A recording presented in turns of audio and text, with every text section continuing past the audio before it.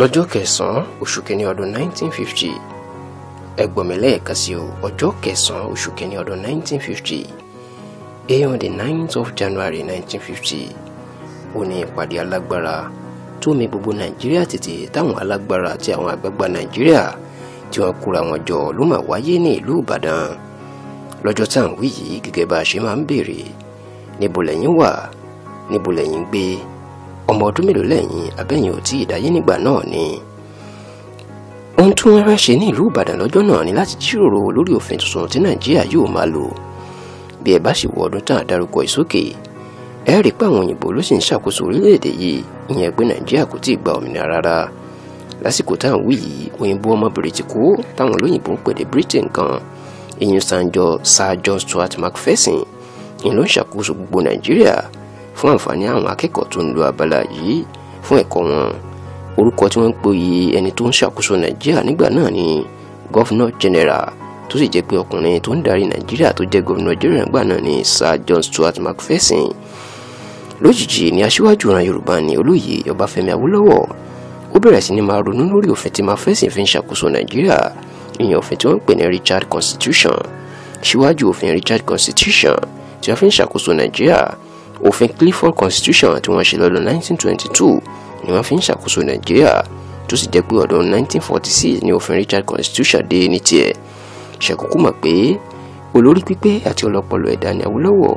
níṣẹ́ ló bẹ̀rẹ̀ sí ni máa ronú pé bí a kò bá tiẹ̀ tí ì gba òmìnira kúrò lábẹ́ àwọn òyìnbó kò yẹ kí ọpọlọ wa dúdú ká sì tó gọ̀ débi pé a kò ní lọ́wọ́ nínú òfin tí wọ́n fi ń ṣàkóso wa lórílẹ̀‐èdè yìí. èyí ló jẹ́ káwólọ́wọ̀ bẹ̀rẹ̀ sí ni máa ránṣẹ́ sí àwọn àgbààgbà ẹ̀yà kọ̀ọ̀kan lórílẹ̀‐èdè yìí láti jọ pawọ́pọ̀ kí wọ́n sì yàrí fún Macpherson tó ń darí Nàìjíríà pé ó gbọ́dọ̀ ṣe òfin tuntun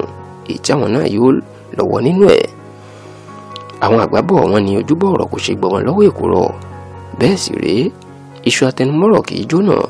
nígbà tí Awólọ́wọ̀ kò jẹ́ kí Macpherson gbádùn tó tún rí ìrànlọ́wọ́ gbà látọ̀dọ̀ àwọn àgbààgbà ẹ̀yà kọ̀ọ̀kan pàápàá àwọn bíi olóyè Ládòkè Akíntọ́lá Ahmadu Bello Tafawa Balewa àti Nnamdi Kanu. ní Sir John Stuart Macpherson ó máa padà gbà pé wọn yóò ṣe òfin tuntun àti pé kí ó gba àwọn àgbààgbà ẹ̀yà kọ̀ọ̀kan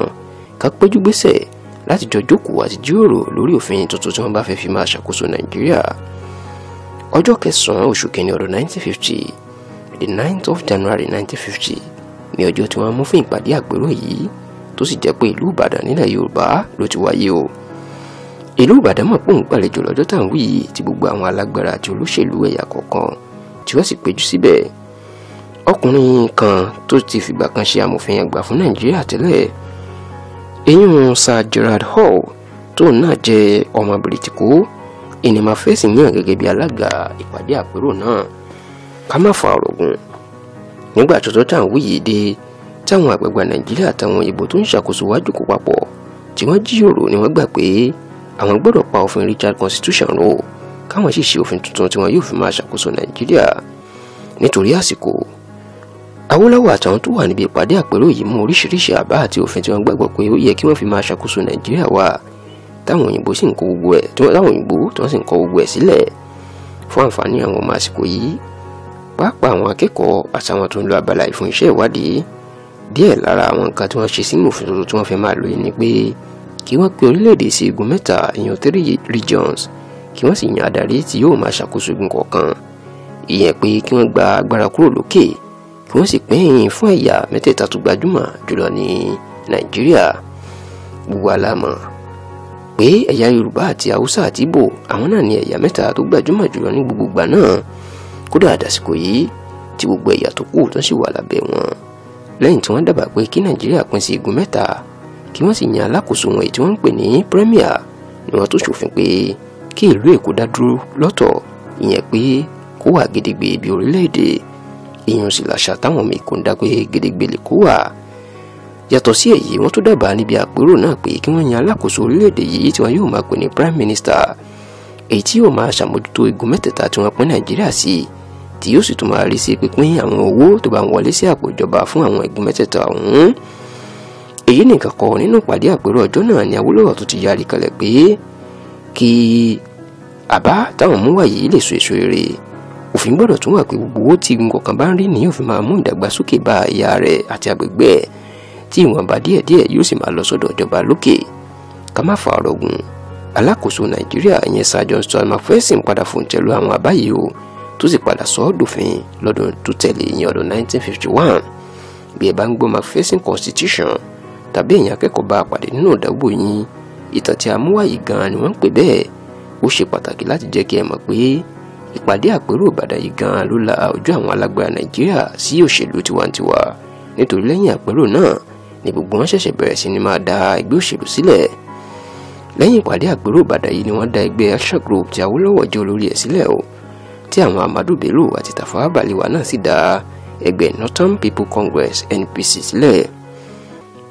Ká má fọ̀rọ̀ gùn, ìjọba àwara tó sì dára jù nínú ìtàn ìyẹn ìjọba ẹlẹ́kùnjẹkùn Awolowo ló jẹ́ kó ṣeé ṣe o, tó sì jẹ́ pé òun náà ni alákòóso ìjọba ohun àkọ́kọ́ èèyàn Premier of the Western Region. A gbàgbọ́ pé ẹ̀ ń rí àwọn ẹ̀kọ́ ńláńlá kọ́ labala yìí o, tá a sì ń bẹ̀ wá pé ká má ṣe ya aládàá nìkan jẹ́ o. Ẹja máa sọ fún àwọn tí ò tíì máa wo tẹlifíṣàn yìí, èèyàn pé ká máa share kiri, kán sì lè máa wò, kán sì lè máa follow, kán lè máa subscribe sí wa. Ọjọ́ àbámẹ́ta ìyẹn ọjọ́ Sátidé tá à ń pàdé labala ìlọ́sọ̀ọ̀sẹ̀ ni ẹ jẹ́ ká tó pàdé lọ́sẹ̀ tó ń bọ̀, nígbà tá a tó mú ìṣẹ̀lẹ̀ gbàǹkangbè míì tó ti mi orílẹ̀-èdè títí sẹ́yìn wá fún yín. Títí dọ̀sẹ̀ tó ń bọ̀, ìbànújẹ́ ò ní kan gbogbo wa o. Ó dàbọ̀.